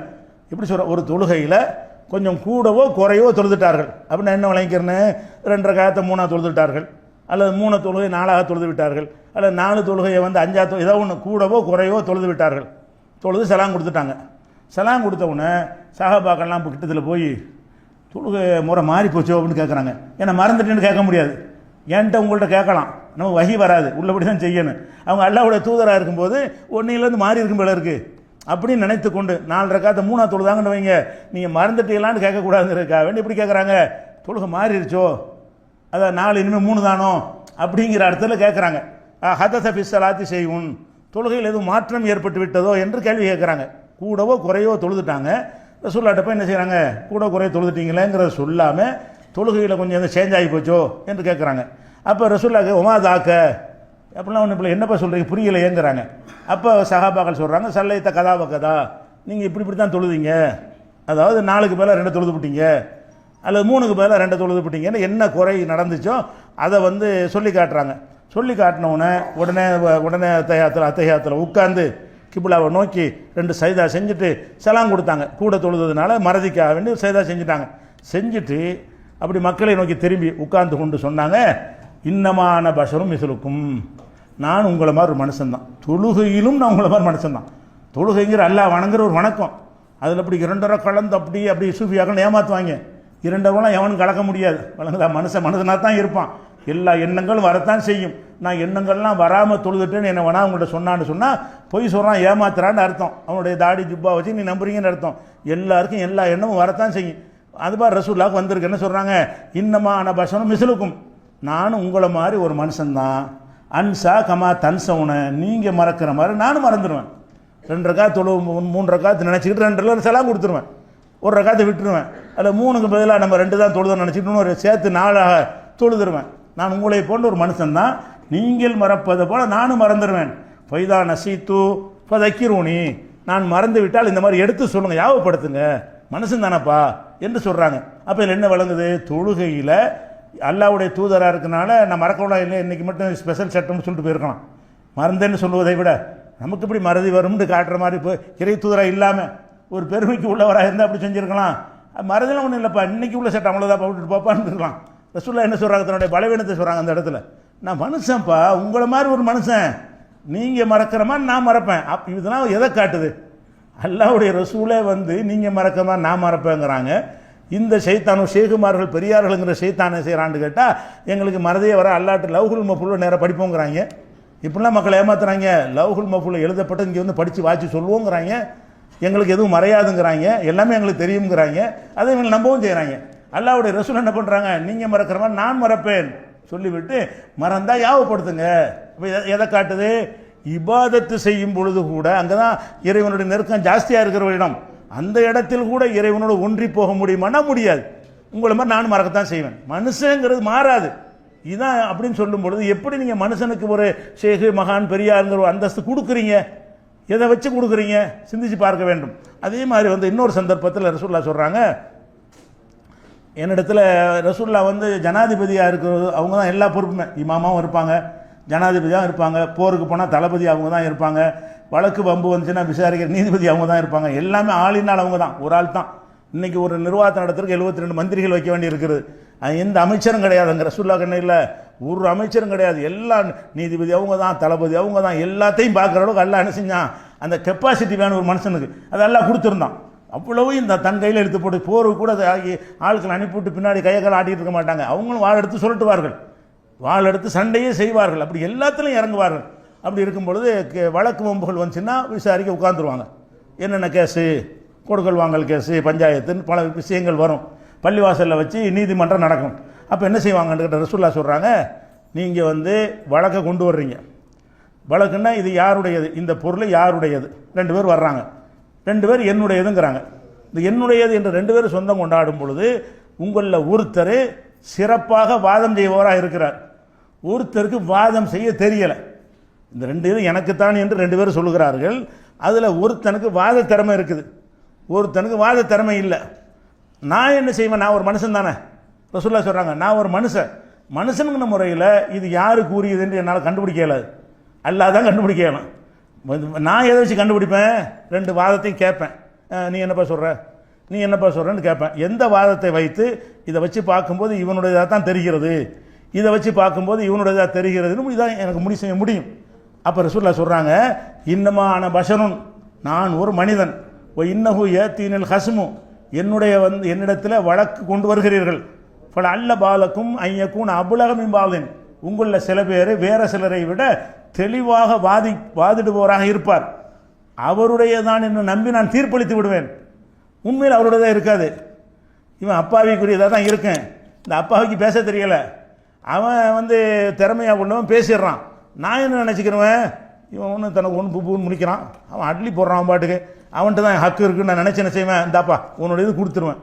இப்படி என்னிடத்திலிருந்து இந்த தீர்ப்பை நீங்கள் பெற்றால் நீங்கள் நரகத்தின் கங்கை தான் பெற்றுக்கொள்கிறீர்கள், பயந்து கொள்ளுங்கள். உங்கள் வாத திறமை சரி ஏமாத்த பார்க்காத, கண்டுபிடிச்சிடும்னு சொல்லலை, நீங்கள் வாத திறமை இல்லை நீங்கள் ஏமாத்த பார்த்தால் நான் என்னிடத்தில் அல்லாஹ் இருக்கிறான், நான் கண்டுபிடித்து விடுவேன் அப்படி சொல்லலை. என்ன சொல்கிறாங்க? நான் ஏமாந்துடுவாங்கிறாங்க. நீங்கள் 2 பேரும் வாதம் வைப்பீங்க, யாருக்கு இது உரியதோ அவனுக்கு பேச தெரியாது, யாருக்கு இது உரியது இல்லையோ அவனுக்கு பேச தெரியுது. நான் எதை வச்சு தீர்மானிப்பேன்? பார்த்து பார்ப்பேன். என்னப்பா உன்னுடையது? உன்னுடையது என்ன? இந்த இருக்கு ஆதாரம் காட்டினா நான் என்ன முடிவு பண்ணுறது? யார் பக்கம் ஆதாரம் இருக்குதோ அவனுடைய சொல்லிடுவேன். சொல்லிவிட்டு இப்படி அக்கதியிலகு விதாளிக்க அவனுக்குரியதாக நான் தீர்ப்பளித்து விடுவேன். அப்படி தீர்ப்பளித்து விட்டால் அடுத்தவன் சொத்தை உனக்குன்னு ஆக்கிவிட்டேன். ஆனால் உலகத்தில் உனக்கு உள்ளது தான் அது. உலகத்தில் தானே தீர்ப்பு. உனக்குரிய தீர்ப்பளிச்சுட்டு அவனுக்குரியது 1000 ஆதாரம், அவ்வளவுதான். இப்படி என்னிடத்தில் தப்பான வாதங்களை வைத்து அடுத்தவன் சொத்தை உன்னுடைய சொத்து என்ற தீர்ப்பு என்னிடத்தில் வாங்கி விட்டால் நான் உனக்கு தந்தது நரக நெருப்பு தான். மறுமையில் கடுமையான பிடி இருக்குது, என்னை ஏமாத்தி கூடாது அப்படி தான் சொன்னாங்களே தவிர நான் என்னது வழக்கு கொண்டு வர்றீங்க, எனக்கு தான் தெரியுமே அல்லால என்கிட்ட உட்காந்துட்டு இருக்கான், நான் வழக்கை விசாரிக்காமலே யாருடைய நான் சொல்லிடுவேனே அப்படி சொன்னாங்களா? எல்லா நீதிபதியும் ஏமாத்துற மாதிரி என்னை ஏமாற்ற முடியும்னு சொன்னாங்களா? உலகத்தில் உள்ள நீதிபதிகளை எப்படி வந்து வாத திறமையை வச்சு குற்றவாளியை நிரபராதிங்கிறான், நிரபராதியை குற்றவாளிங்கிறான். நீதிபதிகள் ரெண்டையும் பார்த்துட்டு எது வாதம் வந்து வலிமையாக இருக்குது அதை வச்சு தீர்ப்பளிக்கிறான், அது மெய்யாக இருக்குன்னு சொல்ல முடியாது. இப்படி நீதிபதிகளை எப்படி நீங்கள் வந்து உலகத்தில் மற்றவங்களை ஏமாத்துறீங்களோ அந்த மாதிரி என்னையும் நீங்கள் ஏமாற்ற முடியும், ஏமாற்றுவீர்கள். அதை நம்பி நான் தீர்ப்பு அளிப்பேன். இது எதை காட்டுது? உங்களை மாதிரி மனுஷன். காரணம் என்ன? இன்னமான பஷருங்கிறாங்க. அப்போ ரசூல் ஸல்லல்லாஹு அலைஹி வஸல்லம் அவர்கள் எல்லா நேரத்திலையுமே மனிதர்களாக இருந்தால் என்பதை பார்க்குறோம். அதே மாதிரி சில கருத்துக்களை ரசூலுல்லாஹ் பேசுகிற விஷயங்கள் இருக்குல்ல, செய்திகள், அந்த செய்திகள் 2 வகை இருக்குது. ஒரு செய்தி வஹீயில் பேசுறது, அல்லாஹ்விலிருந்து அறிவிக்கப்பட்டு அந்த செய்தியை ரசூலுல்லாஹ் பேசினார்களே ஆனால் 100க்கு 100 அப்படி உண்மை, அதில் பிழை வராது, அது 100% ஏற்றுக்கொண்டே ஆக வேண்டும். அது ஒரு வகை. இது இல்லாமல் வஹி இல்லாமல் மனிதர் என்கிற முறையில் சில கருத்துக்களை அவங்க சொல்லுவாங்க.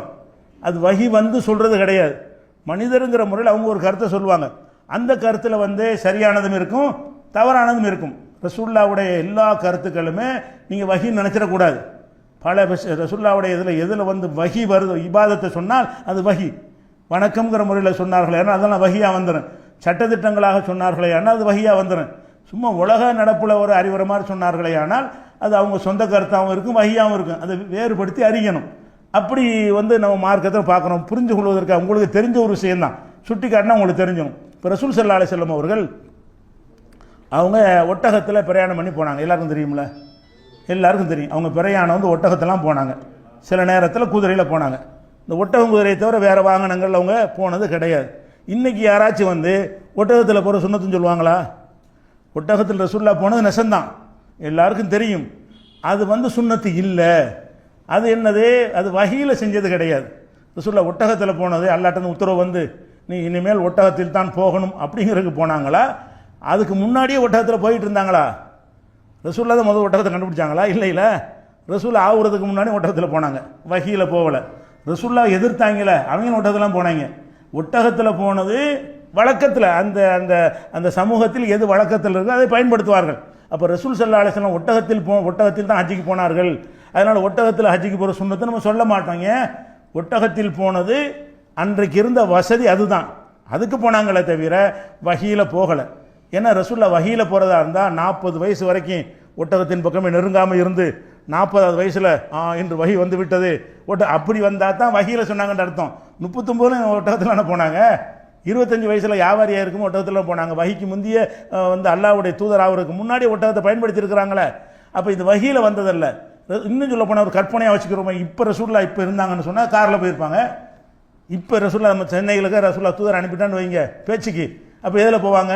இந்த காலத்தில் என்ன வாகனம் இருக்குதோ அதை பயன்படுத்துவார்கள். இங்கே வந்து ஒட்டகத்தில் போக மாட்டாங்க அவங்க. அப்போ ஒரு மனிதர் வந்து இடத்துல எந்த இடத்துல இருக்கிறாரோ அந்த எந்த காலத்தில் இருக்கிறாரோ அதுக்கு தகுந்த வசதிகளை அவர் பயன்படுத்தி கொள்வார். அதே மாதிரி ரசூலுல்லாஹ் வந்து பேரிச்சை மலம் சாப்பிட்டாங்க, பேரிச்சை மலம் சாப்பிட்றது, கோதுமை ரொட்டி சாப்பிட்டாங்க, சுன்னத்துன்னு சொல்லுவோமா? நம்ம சோத்தை தான் தின்றுட்டு இருக்கிறோம். ஆனால் ரசூலுல்லாஹ் சோறு தின்றதே இல்லை. அப்போ ரசூலுல்லாஹ் சோத்தை தானே கோதுமை தானே தின்னாங்க, சுன்னத்துன்னு யாராவது சொன்னோமா? சொல்லலை. ஏன் சொல்லலை? அது வஹி கிடையாது. கோதுமை சாப்பிட்டது வந்து 40 வயசில் சாப்பிடல, அது முந்தைய சாப்பிட்டாங்க. அபூஜஹலும் அதை தான் சாப்பிட்டான், ரசூலுல்லாஹ் எதிர்த்தவர்கள் அதை தான் சாப்பிட்டாங்க. இது வஹினால் வந்தது கிடையாது. ஒரு மனிதர் இடத்துல இருக்கிறாருன்னு கேட்டால் அந்த பகுதியில் எந்த உணவு கிடைக்குது அந்த உணவு தான் சாப்பிடுவார். அதனால அந்த உணவு சாப்பிட்டாங்க. இப்படி பிரிக்கிறமா இல்லையா? அப்போ ரசூலுல்லாஹ்வுடைய இந்த செயல்கள்லாம் சுன்னத்துன்னு யாரும் சொல்ல மாட்டார், சொல்லக்கூடாது. எவரும் சொன்னதும் கிடையாது. நீங்கள் வீட்டில் எல்லாரும் சோறு சாப்பிடாதீங்க, ரசூலுல்லாஹ் சாப்பிட்டது கோதுமை தான், கோதுமை சாப்பிட்ற சுன்னத்துன்னு சொல்ல யாராவது பயன் பண்ணி கேட்டிருக்கிறீங்களா? எல்லாரும் தெரிஞ்ச ஒரு உண்மை தான் இது. அந்த அடிப்படையில் ரசூல் ஸல்லல்லாஹு அலைஹி வஸல்லம் சொல்கிறாங்க, ஒரு மதீனாவுக்கு வர்றாங்க. வந்த புதுசில் அவங்க இந்த பேரிச்சை மரத்தில் வந்து மகரந்த அயல் மகரந்த சேர்க்கை ஒட்டு முறையில் அந்த பேரிச்சை மரங்களை வெட்டி என்ன ஆண் மரம் பெண் மரம்னு சொல்லி அந்த ஒட்டி ஒரு விவசாயம் பண்ணிகிட்டு இருந்தாங்க. இது ரசூலுல்லாஹ்வுடைய மக்காவில் இல்லாத ஒரு பழக்கம். இது மதீனாவில் வித்தியாசமான ஒரு பழக்கமாக இருக்குது. பார்த்துட்டு கேட்குறாங்க என்ன விஷயம் அப்படின்னோடனே, இது வந்து நாங்கள் இந்த மாதிரி உற்பத்தி அதிகமாகிறதுக்காக செய்கிறோம் அப்படிங்கிறாங்க. அப்போ ரசூலுல்லாஹ் செய்கிறாங்க, லவ்லம் தஃபாலு, இதை விட்டுடலாமே, இது நல்லா இல்லையேங்கிறாங்க. உடனே அந்த ஆளுக்கு விவசாயத்தை விட்டுவிட்டாங்க. இந்த முறையை விட்டுட்டு சும்மா இயற்கையாக வளர விட்டுவிட்டாங்க. அந்த மரங்களை ஒன்றோடு ஒன்று இணைத்து அந்த பதியம் போடுவாங்கள்ல, அந்த மாதிரி செய்து விவசாயம் பண்ணுவதை அந்த மக்கள் விட்டுட்டாங்க. விட்ட உடனே அந்த வருஷம் மகசூல் கம்மியாக போச்சு. எல்லா வருஷமும் கிடைக்கிற அளவுக்கு பேரிச்சம்பழம் வந்து உற்பத்தி ஆகலை. அப்போ ரசூலுல்லாஹ் வந்து பேரிச்சம்பழத்தை பார்த்துட்டே போகிறாங்க. என்ன இப்படி இருக்குது மரம்லாம், என்ன பாய்ச்சுன்னு கேட்குறாங்க. என்ன பாய்ச்சா, நீங்கள் தானே சொன்னீங்க, நாங்கள் ஒரு மெத்தடில் விவசாயம் பண்ணிக்கிட்டு இருந்தோம், அதன்படி பண்ணால் நிறைய பலன்கள் கிடைத்து கொண்டிருந்தது. இப்போ நீங்கள் சொன்னதுனால நாங்கள் அதை விட்டுவிட்டோம், இப்போ என்னன்னு கேட்குறீங்களேன்றவுடனே அப்போ ரசூலுல்லாஹ் சொல்கிறாங்க, ஏப்பா நான் வஹீல சொன்னால் கேளுங்கப்பா, இது அனுபவத்தில் நல்லா தாங்க இருக்குன்னு சொல்லிட்டு நீ செஞ்சுட்டு இருக்க வேண்டியதானே. எப்படி சொல்கிறாங்க, இன்னமான பஷருன், நான் ஒரு மனிதன், இதை அமர்த்துக்கும் செய்யும் தீனிக்கும், உங்கள் தீன் சம்பந்தமாக உங்களுக்கு ஏதாவது நான் கட்டளையிட்டால், கையை உசத்து நெஞ்சில் கட்டு சுப்ஹானல்லாஹ் சொல்லுன்னு தீன் சம்பந்தமாக இது ஹலாலு இது ஹராமு என்று சொன்னால் ஃபஹுதூபிஹி, அதை எடுத்துக்கொள்ளுங்கள்.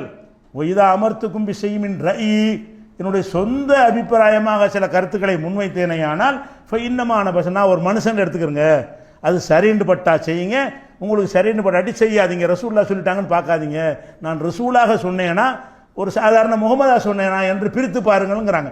அப்போ எதுக்கு சொல்கிறாங்க, அந்த மனிதருங்கிற முறையில் அவங்க சொன்ன அந்த கருத்துக்களை கூட நான் வஹீல சொன்னால் ஏற்றுக்கிறங்க, வஹி இல்லாமல் சொல்லியிருப்பேனே, ஆனால் அதை வந்து நான் ஒரு மனிதன் இங்கேயும் நிறுவுறாங்க, மனிதன்கிற என்ன செய்கிறாங்க நிறுவுறாங்க. அப்போ நபிகள் நாயகம் ஸல்லல்லாஹு அலைஹி வஸல்லம் ஒரு மனிதனுக்கு இந்த ரெண்டு நிலை இருக்குன்னு விளைவிக்கணும். இப்போ உதாரணமாக ஒரு நாட்டுடைய பிரதமர் இருக்கிறார், நீங்கள் புரிஞ்சுக்கிறதுக்காண்டி பிரதமர் இருக்கிறார், ஒரு முதலமைச்சர் இருக்கிறார். முதலமைச்சர் வந்து இப்போ ஸ்டாலின் முதலமைச்சராக இருக்காரா, அவர் வீட்டில் சாப்பிட்றாரு, முதலமைச்சராக சாப்பிட்றாரா ஸ்டாலினாக சாப்பிட்றாரா? ஸ்டாலின் முதலமைச்சர் அவர் சாப்பிடல, அவர் அது முந்தையும் சாப்பிட்டு தான் இருப்பார். கோப்பில் கையெழுத்து போடுறாரு, அது என்னவா கையெழுத்து போடுறாரு, முதலமைச்சர் கையெழுத்து போடுறாரு. கடிதம் எழுதுறாரு, அது மனுஷனாக எழுதுறாரு. ஒரு மனுஷன் எடுக்கும்போது என்னவா எழுதுறான்னு பார்க்க, பொறுப்புக்குள்ள வேலையை செய்கிறானா பொறுப்பு இல்லாத வேலையை செய்கிறானான்னு ஒன்று இருக்கத்தானே செய்யுது. அவர் முதலமைச்சர் மழை ஜலம் கழிக்க போகிறார், முதலமைச்சர் டியூட்டியை செஞ்சார்னு சொல்லுவீங்களா? அவர் முதலமைச்சராக இருக்கும்போது தான் செய்வார், இல்லாட்டா தான் செய்வார். அவர் முதலமைச்சராக அந்த வேலையை செய்யலை. அவர் முதலமைச்சராக செஞ்ச வேலை இதுன்னு உங்களுக்கு பிரித்து பார்க்க தெரியுதா இல்லையா? இதை திறந்து வைக்க போனார், உதவித்தொகை அறிவித்தார், வீட்டுக்கு 1000 ரூபா சொன்னார், இதெல்லாம் சொன்னீங்கன்னா ஒரு இது முதலமைச்சராக சொல்கிறான்னு உங்களுக்கு விளங்கும். சில விஷயங்கள் அவர் என்ன செய்வார், நான் ஃப்ளைட்டில் ஏறினேன், நாங்கள் போய் தேநீர் கொடுத்தார்கள் ஜூஸ் கொடுத்தார்கள்னு சொன்னார்னா இது முதலமைச்சராக சொல்கிற அர்த்தமா? இது சாதாரண செய்தி, நம்ம பிரித்து பார்க்க முடியும். இந்த மாதிரி ரசூல் ஸல்லல்லாஹு என்ன செய்கிறாங்கன்னா ரெண்டாக பிரித்து நானும் உங்களை போல மனிதனுங்கிறாங்க. அப்போ ரசூலுல்லாஹ்வை அல்லாஹ்வுடைய இடத்துல கொண்டு போகிற விஷயத்தை ஒட்டச்சித்தா தான் இந்த தரிகா ஹரிகா உலியா மௌலானா ஷேக் இது எல்லாமே ஒட்டிச்சு தகர்க்கப்படும் என்பதற்காக இந்த செய்திகள் கூடுதல் வர இருக்கிறது. இன்ஷா அல்லாஹ் நாளைக்கு பார்ப்போம். அஸ்ஸலாமு அலைக்கும்.